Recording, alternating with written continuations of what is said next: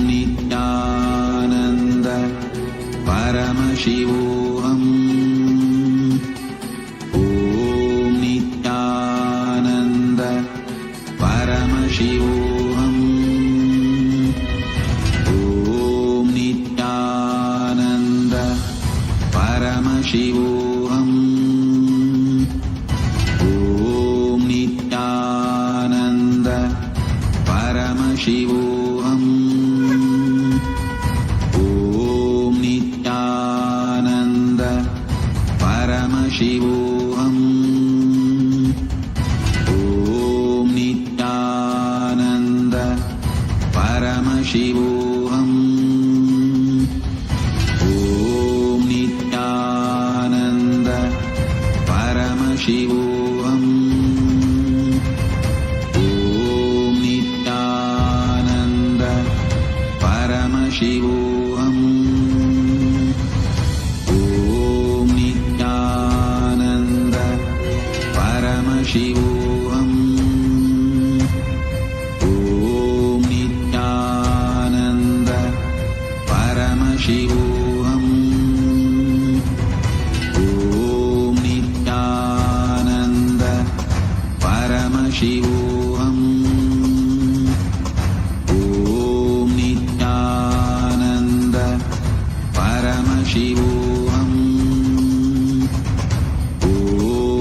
Nithyananda Paramashivoham. Om Nithyananda Paramashivoham. Om Nithyananda Paramashivoham. Om Nithyananda Paramashivoham. Om Nithyananda Paramashivoham. Om Nithyananda Paramashivoham. Om Nithyananda Paramashivoham. Om Nithyananda. Your fears, incompletions, insecurities, nothing is needed for you to exist. Paramashiva alone is enough for you to live absolutely, blissfully, celebrating, fulfilled, complete, intensely. Paramashivoham.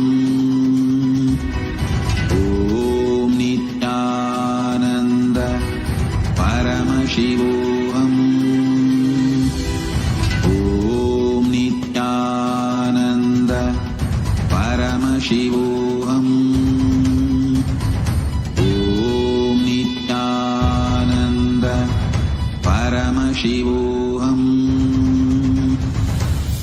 Om Nithyananda Paramashivoham. Om Nithyananda Paramashivoham. Om Nithyananda Paramashivoham. Om Nithyananda Paramashivoham. Om Nithyananda Paramashivoham. Om Nithyananda Paramashivoham. Om Nithyananda Paramashivoham.